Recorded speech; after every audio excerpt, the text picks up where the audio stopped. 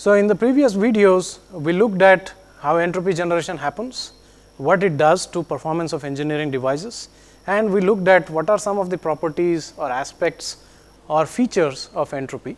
We haven't looked at entropy, we haven't asked the question what is entropy, but we have looked at its features, we have looked at how it behaves, etc. Right. So, we are now in this video going to look at how entropy changes for pure substances. So, we are going to look at entropy change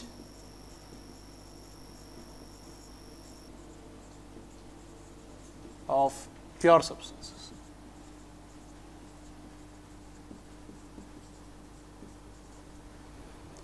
Just like we did internal energy change delta U and enthalpy change delta H, we can also do delta S. And changes in internal energy, because internal energy is a state function or a state variable, we can just write delta U, delta H the way we found it using property tables or using the software Cantera.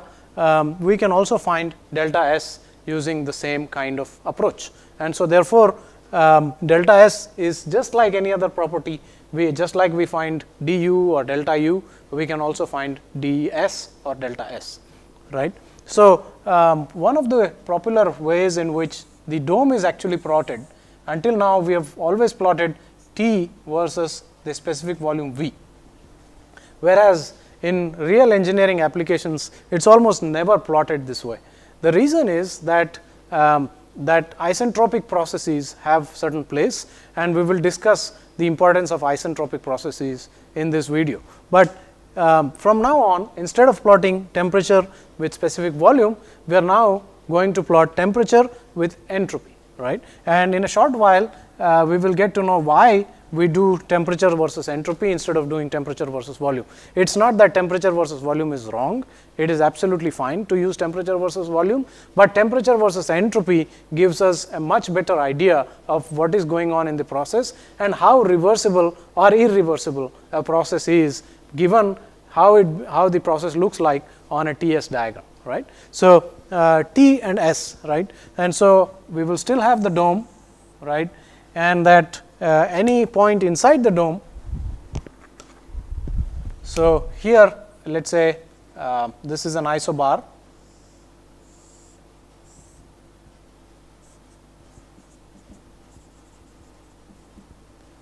right, and this entropy, let us call that SF, just as we did for UF and HF and VF and so on. We will just do SF, that is the entropy of the saturated liquid, and this is the entropy of the saturated vapor. And we know that because entropy is just a state variable or a state function, I can write the entropy of a mixture at any point inside the dome as S equal to SF times 1 minus x times SF plus x times Sg, right. Or in other words, I can also write it as S equals SF plus x times SFG, where SFG is the difference between Sg and SF, right. So, I can write it in either way, and whichever is useful depending on the situation, I can use any one of them, right. So, I can then find the entropy of a mixture which has a liquid as well as a vapor component, right, and if it is a saturated liquid, I can directly find it from SF, saturated vapor I can directly find it from the Sg. If it is a superheated vapor, I need to refer to the superheated vapor tables and I can find it from there. And for subcooled liquids, as usual, just as we did for the internal energy and the entropy and the enthalpy, we can write the for a subcooled liquid,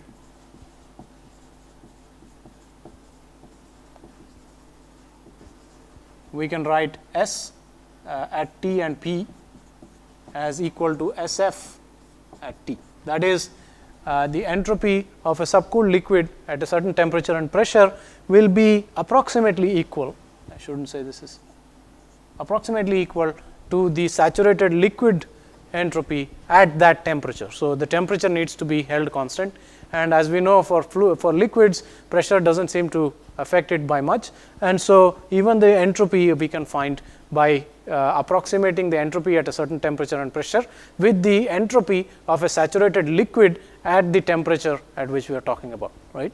So, we can do this, right, and as for a superheated vapor,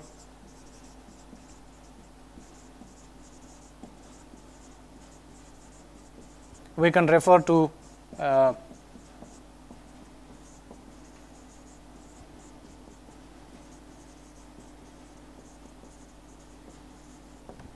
and similarly we can get entropy from Cantera as well. Just as we get internal energy and enthalpy, we can now get entropy as a property. And as I said, we usually plot T and S from now on, and we will look at why we plot T and S instead of T and V, right. So, we look at adiabatic processes.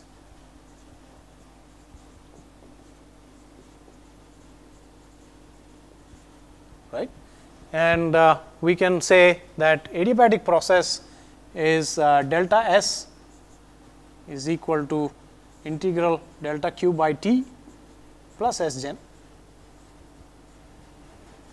right, and for adiabatic process delta Q is 0. So, this term ought to go to 0. So, delta S is equal to S gen or delta S small s is equal to S gen. That is, the change in entropy, change in specific entropy is equal to the entropy generated, the specific entropy generated, that is the entropy generated divided by the mass, right. So, this one. So, therefore, on a T-S diagram, right, if delta S is equal to 0, right, if there is no change in entropy, that means that the entropy generated is 0, which means it is a reversible process, right. So, on a T-S diagram,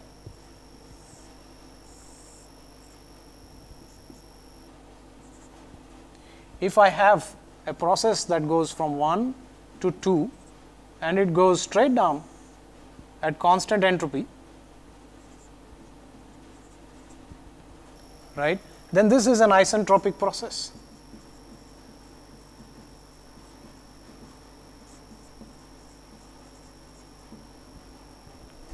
So, what is an isentropic process? An isentropic process is a reversible adiabatic process.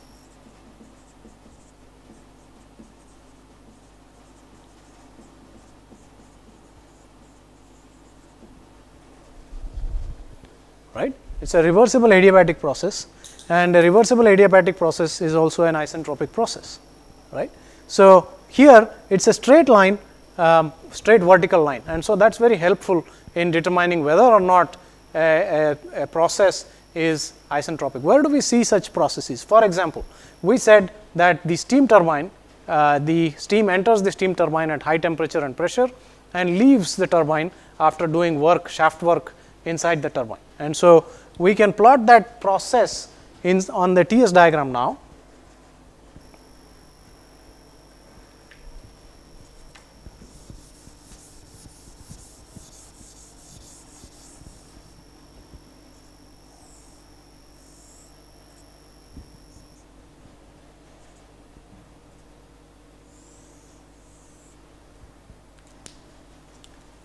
And let us say that process in which there is a turbine starts at this and ends somewhere there, right. So, let us call that state 1 and state 2. So, this is an isentropic turbine. That is, if I expand from isobar 1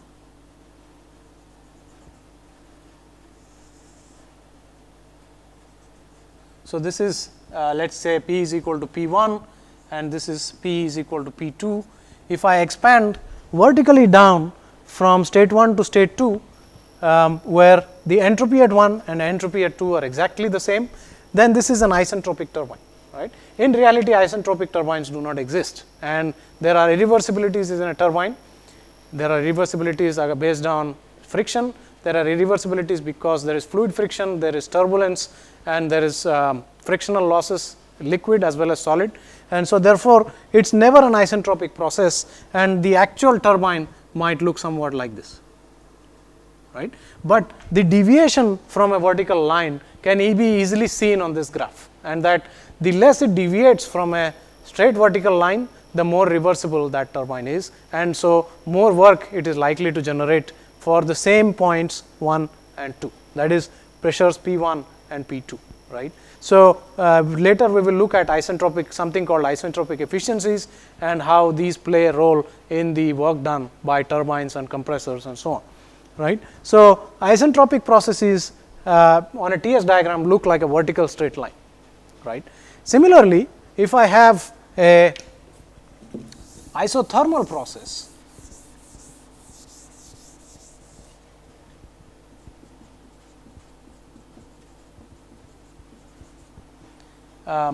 then a reversible isothermal process does look like a straight line again, let us say state 1 to state 2. This is isothermal, so it has got to be at the same temperature, right. So, this is entropy, and on a TS diagram, a reversible isothermal process looks like a straight horizontal line, right. So, remember that a Carnot engine is made of reversible isothermal and reversible adiabatic processes, which means that I can represent the Carnot cycle on a TS diagram using straight lines, horizontal straight lines and vertical straight lines. So, let us do that.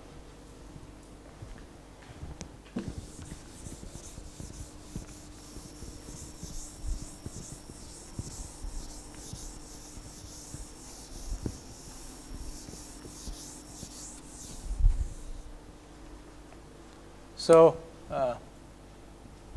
start here.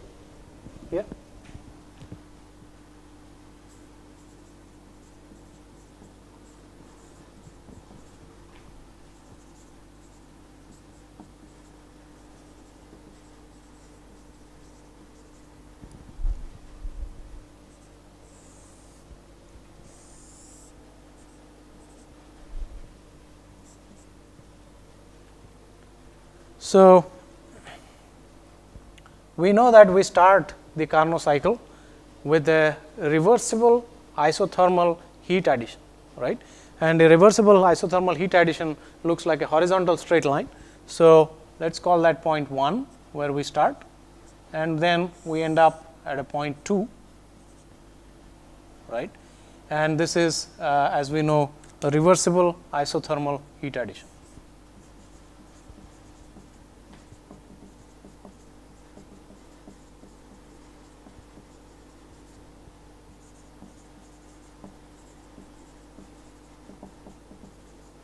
The next step in the Carnot cycle is reversible adiabatic expansion, and a reversible adiabatic expansion is also an isentropic process, which means the entropy remains constant during that process, which we saw just now.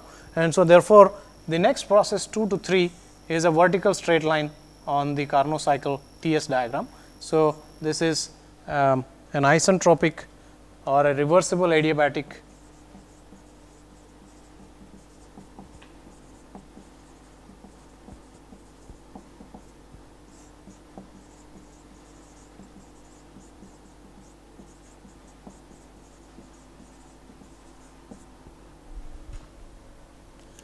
The next step is a reversible isothermal heat rejection, and so again because it is isothermal, this will be a line parallel to the x axis or perpendicular to the t axis, and so this will be a reversible isothermal heat rejection.